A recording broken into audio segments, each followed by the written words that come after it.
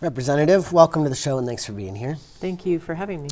So in the complaint, the DOJ says the Immigrant Safety Act, quote, seeks to eliminate decades of old voluntary agreements between localities and the federal government that are critical to federal immigration law enforcement. And it says that the law intentionally obstructs federal law enforcement. What was your intention? Was that your intention as the lead sponsor of this bill? Right. So you're speaking about the 287G agreements. And so, no, that was not our intention. It's the federal government's job to enforce immigration laws. It's not localities, state and local police job to do that. And 287Gs, these are agreements that enable local law enforcement to enact immigration enforcement. Is that right? Can you clarify? Right. They're agreements between the federal government, ICE, and localities to participate in enforcing immigration laws. And again, that's not their job to do. Their job is to enforce state and local laws and to keep our communities safe. And they also speak to these voluntary agreements between localities and the federal government. Would that not also apply to the detention centers where the counties have contracted with ICE? The detention centers, yeah, well, so basically the intent of the law in terms of the detention centers was to align New Mexico values with our law. We did not want to see the detention centers continue to have contracts with localities to provide detention for civil immigration detention. That's the federal government. Again, that's the federal government's job to do. We did not believe that the detention centers, there's 3 of them in New Mexico, we did not support the contracts continuing because of the fact that we've heard so much coming out of those detention centers in terms of abusing prisoners, lack of water, lack of medical care, lack of access to legal advice, raw sewage, and we've all heard the stories nationally in terms of immigrants who have either committed suicide or who have died because of lack of medical care or because of abuse by the guards inside of those detention centers. And so that was the intent behind the law. If, as the DOJ says, under the Supremacy Clause, state laws can't obstruct Congress's objectives, how is what this law does constitutional? So basically, the law is not obstructing what the federal government's role is in immigration. We are simply not participating in it. So that's the difference. And as I understand it, the 10th Amendment protects state rights in terms of doing that. We don't, if there's a situation like this where the state decides that, we're not going to participate in, for example, enforcing immigration law, we don't have to participate. We don't have to use our resources to do the federal government's job. Okay. That's their job. They can do it. We're not interfering in it. Okay. The DOJ is also alleging the law discriminates against the federal government since it bars contracts solely for federal immigration enforcement and not other purposes, and doesn't apply to local law enforcement agencies.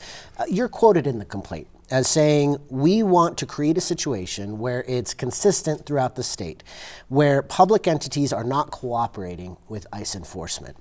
What's your take on their discrimination claim? And why should the state, as you're arguing already, be able to target ICE contracts and cooperation? One, we're not discriminating. When we looked at the legislation, before we introduced it, we made sure that it was constitutional, that it would stand up to any kinds of constitutional claims. We had very expert attorneys looking at that legislation, giving us advice in terms of what would be good, what would not be good. And so basically our position is that it is constitutional. Our position is that it does not interfere with the federal government's role or job in enforcing their immigration laws. Okay. We're simply not going to do their job, plain and simple. And the law went into effect just last week. Yes, And- the 20th. Right. But as this lawsuit plays out, Attorney General Raul Torres has said he won't enforce 2 Otero County contracts that it would apply to. But for the other 2 counties that have had contracts with ICE for immigrant detention, that would be Torrance and Cibola counties, it no longer actually applies to those prisons because the private prison company that owns those facilities, CoreCivic, went ahead and contracted directly with ICE. So kind of got around the county middleman. Right. So how impactful would the law really be on this detention center piece, even if it were being enforced across the board? So if it were being enforced across the board, we believe that it would be impactful. A couple of things that I was told, during the time that we were getting ready for the legislation is that there are fewer arrests made by immigration if they don't have detention facilities close by where they can take people to. So it was our belief that the number of arrests and the kind of for lack of a better word, terrorizing of communities that ICE is doing would go down. Our intent in terms of this law was to protect our community, to keep our immigrant sisters and brothers safe, and so that they would be able to, for example, go to school, go to work, go to the hospital without fear of being detained by ICE. If that's the case, if there isn't somewhere nearby to take detainees, but there are still, right? If CoreCivic has contracted directly with ICE, these prisons in Cibola and Torrance counties will remain open, will continue to hold ICE detainees. So is that effort going to actually come from this law? If they've been able to maneuver around it. Right, and when we introduced the legislation, we knew that there was a possibility that they would do that. And really, when you think about it, if you really think about what CoreCivic and some of these out-of-state corporations are doing, it's not about any kind of public safety that, some people talk about. It's not about protecting people from criminals. Really, it's about making profit off of this. It's $1 billion industry in this company. And when Trump decided that he was going to go after immigrants and began to lock them up, the stock prices of those entities, those corporations actually went up. So this is really about profit. And that's what these corporations care about, right? And that's why they did an end run around the law. Should the 3 counties that house these detention centers face consequences for their efforts to maneuver around the law? I think they should. Unfortunately, I don't believe, and I'm not an attorney, I'm not the AG, I don't know what those consequences might be. But definitely there are many who are thinking about future legislation in terms of, what that might look like. Okay. Is there anything more that you and your colleagues in the Roundhouse could do to see an actual end to immigrant detention in New Mexico? Or if this is between now private companies and the federal government, are your hands tied? I think there's a lot that we can do. And again, those are some of the things that we're exploring. I don't have any specifics right now because, we had a sense, that they may do an end run. But we're really looking at, what are those possibilities? And it's not for us, this isn't the end of it. We're going to continue to pursue this issue. So no specifics yet, but are you having those conversations with your colleagues? We are. Okay. Since retaking office, President Trump has instructed the DOJ to find state and local policies, not unlike this one, that he feels like impede the federal government's efforts to enforce and crack down on immigration enforcement. So I imagine this suit isn't surprising, but maybe I shouldn't assume that. Is this suit surprising to you? No, it's what the AG needed to do. All right. Well, if that's the case,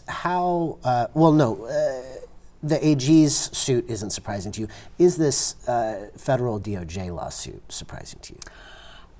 Well, to be honest, I was a little taken aback by it, but really thinking in retrospect, it's not. I mean, this is kind of,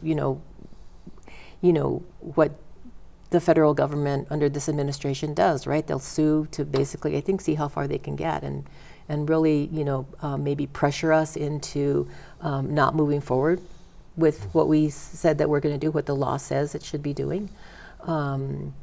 And I think that, we're standing strong on that piece. And with this federal government lawsuit coming down and CoreCivic working quickly around the law, does it still feel worthwhile to have passed it, even if it brought upon this lawsuit? Absolutely.